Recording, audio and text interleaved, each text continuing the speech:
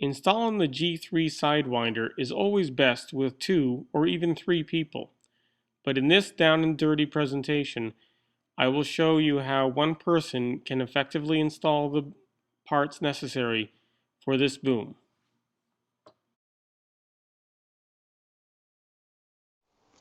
There are 2 distinct base plates for the Malibu G3 tower. When you unpack yours, the first thing to do is grab a straight edge and verify that your base plate is for your boat. The standard base plate, as you see here, is totally flat on the bottom side. There is no gap. The VLX base plate has an arc in the deck, and therefore the base plate must also have a matching arc. A straight edge across will provide a noticeable gap in the middle. This is only for the VLX or the 20MXZ. All other G3 mounted boats will use the standard plate, this one here, with a straight or flat plate. Once you verify that you either have a VLX or a standard, you can proceed to install it.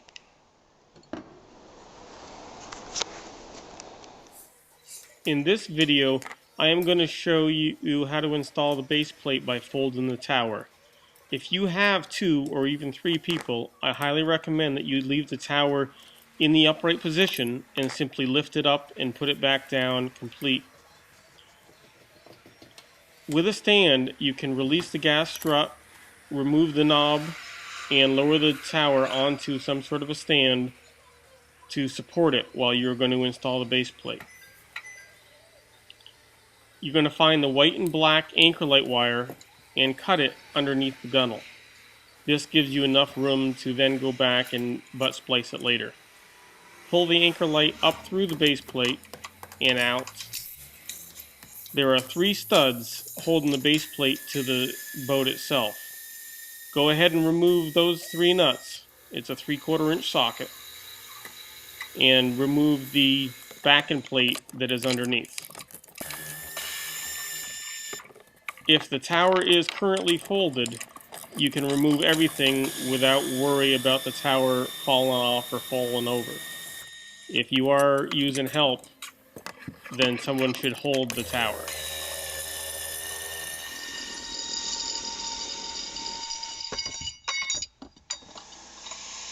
You'll see now that the tower has flexed slightly, and this is normal.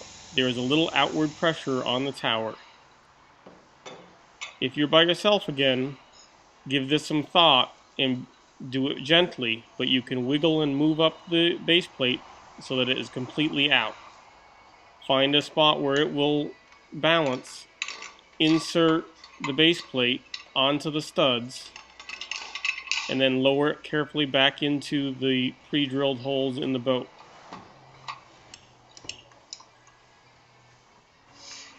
Once in, make sure to align your backing plate so your anchor light wire will come down through the pre-cut notch.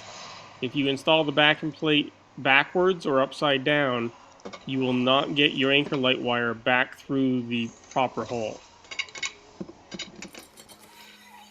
With the backing plate on, go ahead and reinstall the nuts to hold the tower base down to the boat.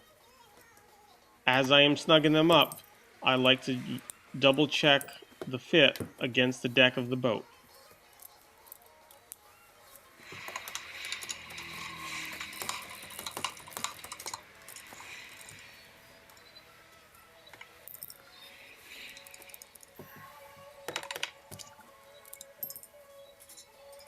Go ahead and feed the anchor light wire back down through the hole and pull it out into the gunnel where you can then butt splice it back together.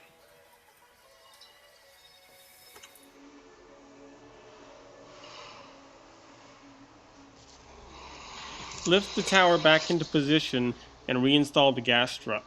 If you find it difficult to thread in the hold down bolt or G3 quick release knob, it could be that the base plate has shifted slightly in angle from the original location.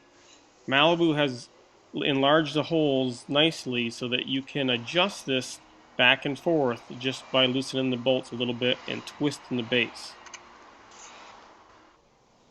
Let's install the lower bracket for the inner boom section. This will support the boom from the tower. This simply slides over the end of the boom and clamps into place. This also provides large degrees of change if the user would like a drastic change in height. A good baseline would be 2 to 3 inches from the outer end of the boom.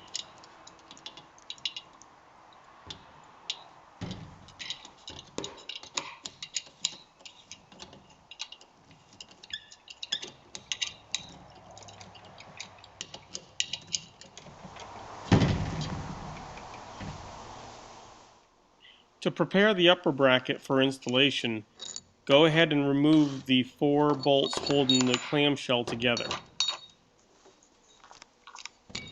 You're also going to want to loosen the 3 countersunk screws to allow the bracket to pivot on the clamshells. Don't remove them, just make them loose enough where it will slide back and forth fairly freely. The upper bracket mounts up tight to the top opening on the rear support of the tower. If you have speakers on your tower, you will need to remove the top speaker from the shelf and move it backwards just enough to mount the brackets. There are 4 machine screws inside the can holding it to the shelf, and I find that seems to be the easiest method. The clamshell itself, you'll see the top bolt goes right up tight to that notch.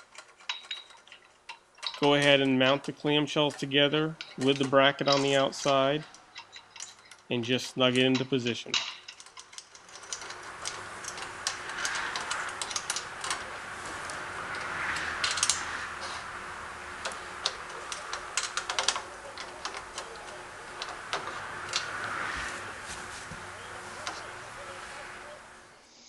There is 2 methods of adjustment. The bracket rotates around the clamp and the clamp rotates around the tower. To determine the proper angle and orientation of the upper bracket, we need to install the inner section. Go ahead and remove the end cap on the inner section and slide it into the receiver. You can then lay the inner section up into the bracket.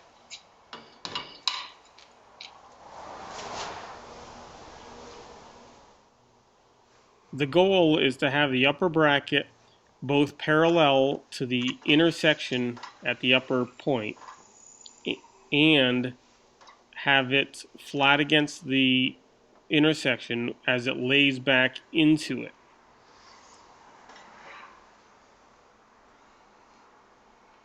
So the side of the boom closest to the tower should lay flat against the back plate of the upper bracket, and the side bars should be parallel as well. Once you have determined a good location, go ahead and snug everything up, check it again, and then secure it permanently.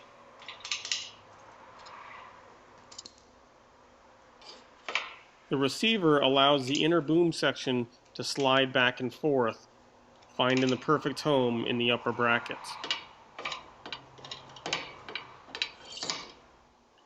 The clamshell mounted up does not touch the speaker, nor does the inner section and outer section touch each other. This is a proper fit. You will want to go ahead and put all 4 bolts in. We use a deck-mounted bow cleat to hold the bow strap in position over the top of the bow. The cleat is a very simple unit. Comes with a backing plate to reinforce underneath. Just remove the nuts and washers, drill 2 holes of appropriate size, put the backing plate on, and snug up the nuts. It's a very strong and simple way, and you'll find that there's actually other uses for this cleat as well. Beware of the bow light wire. The bow light wire tends to have a self-adhesed sticky holding the wire up underneath the deck. That tends to run directly across. You may need to remove that sticky due to centering that cleat between the upholstery and the bow light.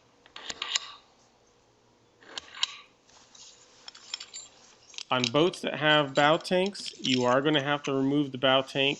Not a big deal. It's just simply laid into position.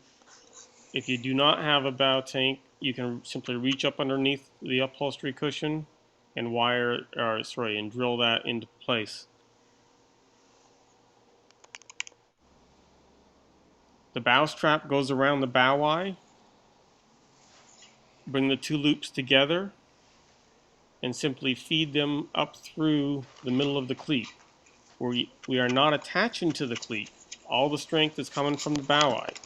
The cleat is simply holding the strap over the top so that the cable has the best angle for less slack.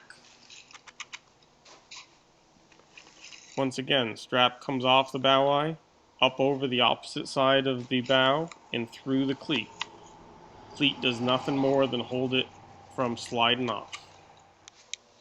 With the support rod attached and pinned in place using the long pin at the top and the short pin at the bottom, you can slide the outer section of the boom into the inner section and bring the cables and straps over to the bow.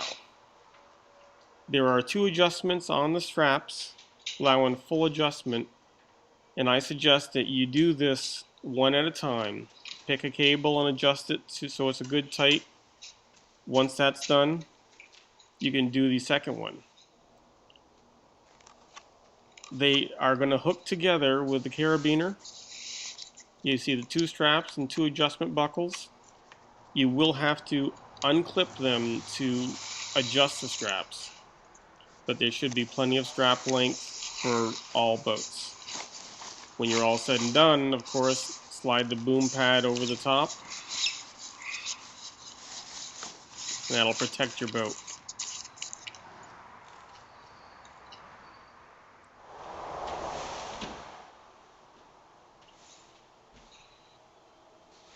It's probably easier to see in the original prototype video that we did on the water, but tipping your boom up and down or removing it is the best done from inside the boat. Simply unclip the cables, pull the upper pin, and pull the boom up to store. I did not have enough room in the shop to do it with the outer section in, so I took the outer section out. But even with a bimini, it actually works better with a bimini on because the support rod can just lay on top of the bimini while you do this. But you can simply tip it up, remove the outer section, and put the pin in. If you do want to remove it at any point, you can simply pull the pin, slide the boom out, and take it right off the boat.